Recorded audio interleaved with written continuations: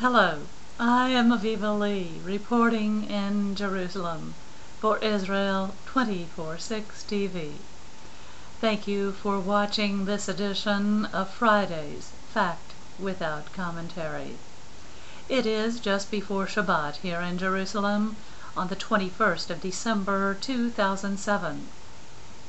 The Ministry of Foreign Affairs announced this week that the sovereign state of Israel formally received government dignitaries from Nigeria. Vice President Goodluck Ebele Jonathan and Senator Parker Emmanuel both arrived with an entourage of some 50 pilgrims from Nigeria. Vice President Jonathan is the highest-ranking Nigerian government official to visit Israel since diplomatic relations between the two countries were re-established in 1992. It is expected that the dignitaries will be honored with a visit to both Mr. Peres, President of Israel, and Prime Minister Ehud Olmert. To quote Mr. Mark Atali, manager of the Africa Division of Israel's Ministry of Foreign Affairs, per annum the sovereign state of Israel receives between 12,000 and 15,000 Christian pilgrims from Nigeria.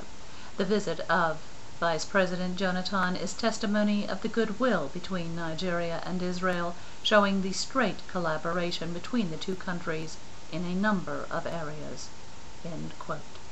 It was announced yesterday to the press that the International Fellowship of Christians and Jews will donate $45 million to the Jewish Agency of Israel.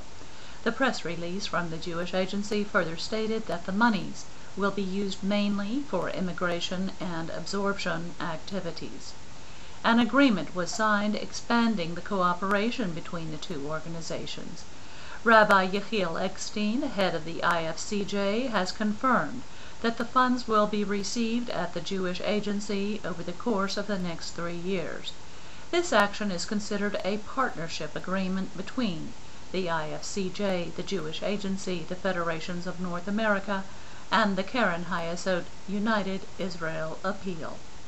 The decision concerning this new partnership received unanimous approval of those organizations involved.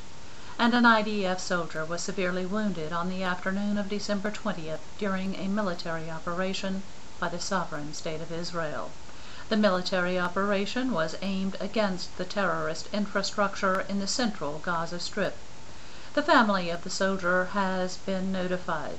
2 other soldiers were very lightly wounded on Wednesday night of this week. During the operation, Israel Defense Forces charged with protecting the sovereign state of Israel identified hitting 7 armed gunmen. An anti-tank rocket was fired at those Israel Defense Forces during the operation, and 1 Israeli soldier was severely injured. The soldier was transferred to the Soroka Hospital in Beersheba for continued medical treatment. In several different instances during the operation, armed gunmen were identified approaching the forces of the sovereign state of Israel, and Israel's forces responded by firing at the gunmen from the ground and the air, killing 7 hostile combatants. On Wednesday morning, in a joint IDF and ISA operation, the fugitive Islamic Jihad terrorist Mr. Sami Salid Rashid Zayud was arrested. Mr. Zayud is the Islamic Jihad terrorist who planned the attempted 2002 mass terror attack against the Israeli home front. He was arrested just southwest of Jenin. It is known that he planned to explode a vehicle adjacent to a residential building. This in 2002. The vehicle was loaded with 400 kilograms of explosives. And on Wednesday of this week, IDF forces fired and identified hitting Mr. Zayud. He was subsequently taken to the hospital for medical treatment. The IDF and ISA are continuing the ongoing battle with the terror organizations, including the Islamic Jihad, in order to prevent terror attacks in the Israeli home front.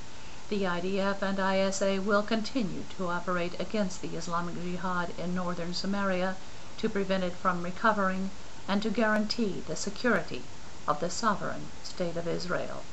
In Jerusalem last evening, Mayor Uri Polyansky announced to the press the use of green lighting to illuminate the walls of the Old City.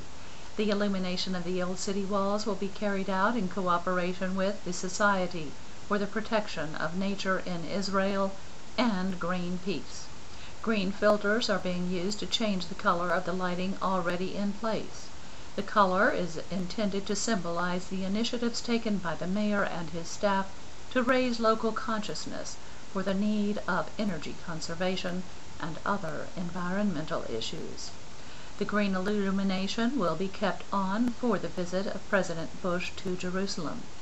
And in a step toward U.S. energy independence this week, after passage by both houses of Congress, President George W. Bush signed the U.S.-Israel Energy Cooperation Act into law.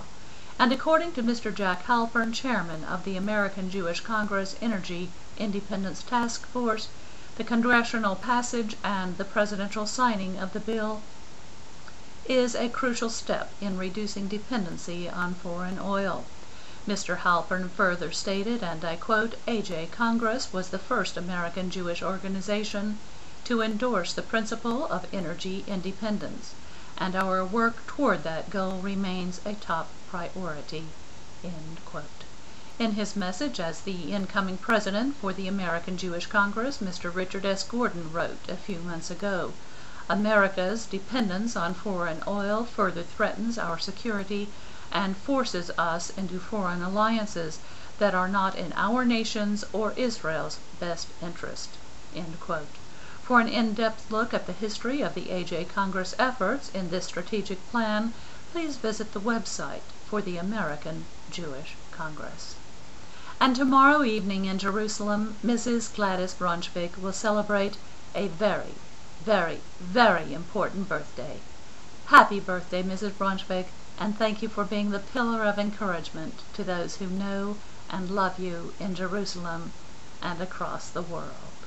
And I am Aviva Lee in Jerusalem, reporting live from room 903 for Israel 24/6 TV. Thank you, and Shabbat Shalom.